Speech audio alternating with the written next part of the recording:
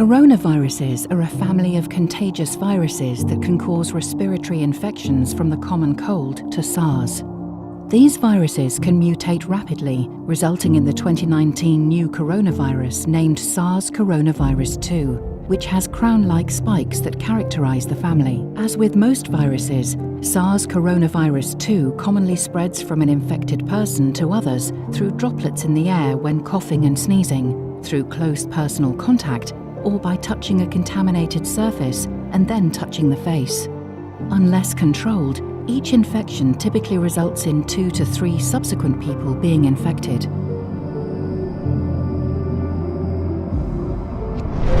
Like other coronaviruses, SARS coronavirus 2 deposits its genetic material into host cells. The viral RNA reaches host elements called ribosomes, which act as factories that produce viral proteins. This facilitates replication of the viral genome and assembly of viral components, producing fully formed replicants that are secreted and further spread infection.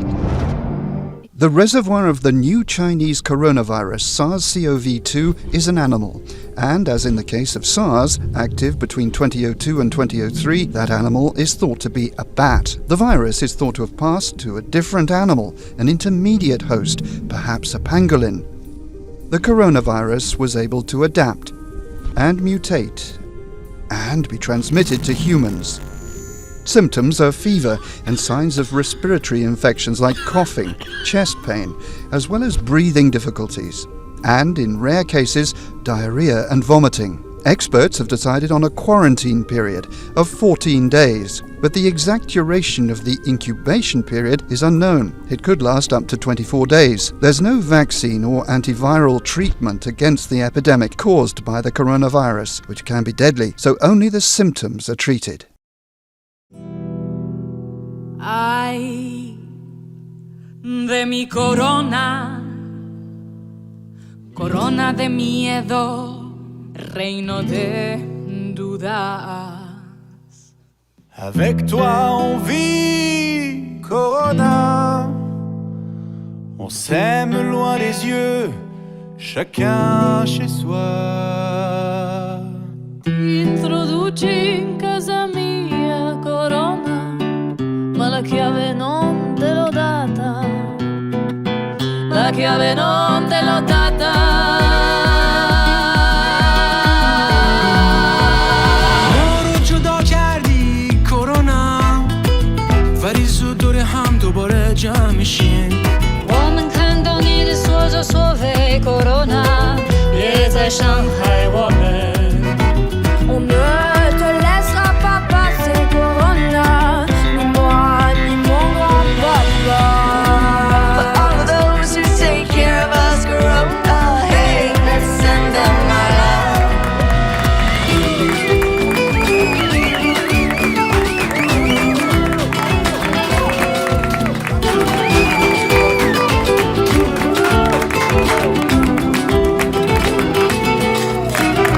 Par ta faute, je peux même plus me torcher le cul de Corona. Et il reste plus que des pâtes sans gluten. Ay de mi corona, corona, corona, hazme el favor.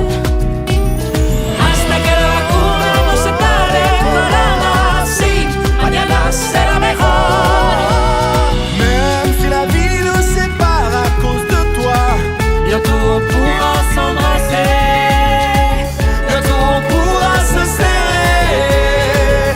Bientôt on pourra se retrouver. Ay, ay, ay.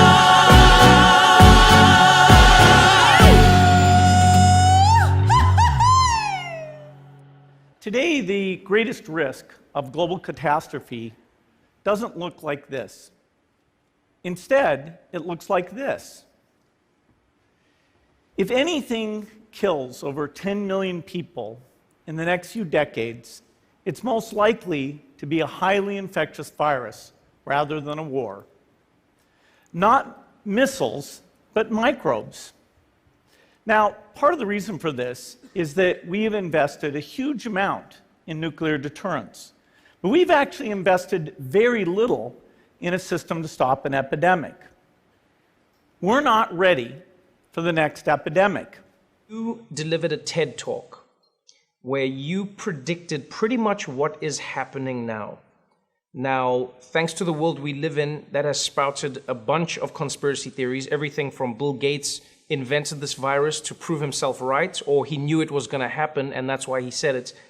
Was that TED talk about this virus, or was that a hypothetical that has now come true?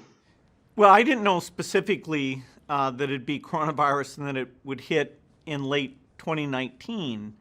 But the goal of the talk was to encourage governments to make the investments so we could respond very quickly and keep the case numbers very, very low.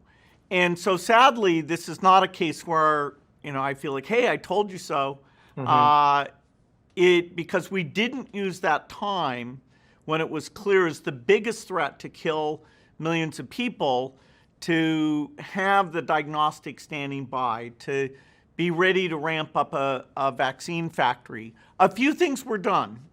Some countries, our foundation funded some work that will help with the vaccines now, will help with the diagnostics, but most of what was called for, particularly in a New England Journal of Medicine article I did that went into way more specifics than I could in a short TED talk, those things didn't get done, and so that's why it's taking us a long time to get our act together faced with this threat. The lesson from Italy is that if you run out of ventilators, clinicians have to make incredibly hard decisions. It is a war on coronavirus. We're not able to touch it. We are able to kill it eventually. And in the old type of spirit of the war, we have to rally around and we will have to help each other and we have to help our loved ones, and that's what we're trying to do. En caso personal mío puedo decir que falleció la suegra de mi hijo el día de ayer 4 de la mañana y ella todavía no ha sido recogida. Ellos se encargaron de comprar el ataúd, la tienen a la señora en la casa, en la parte de abajo, en el dormitorio de ella. Ya han pasado, hoy a las 4 de la mañana, fueron 24 horas y todavía la señora está ahí. La única palabra que lo dijeron, vayas a su casa que nosotros lo llamamos. ¿Para qué? Para llamarlo a las 1 o 2 horas y decirle su paciente ya está muerto. Venga a hacer trámite para retirarlo. 18 muertos, yo los conté 18 muertos como lo llevaban a los pobres en camilla parecían saco de papas, parecía que llevaban esos muertos y sé que no hay muchos muertos. No me dan el certificado de función, yo no trabajo, no quiero problemas. Bueno, ¿el cuerpo dónde está ahorita? Porque no tengo en qué basarme, pues tengo que ver el diagnóstico, veo el certificado médico, que veo ya neumonía, ya más o menos ya calculo que es eso.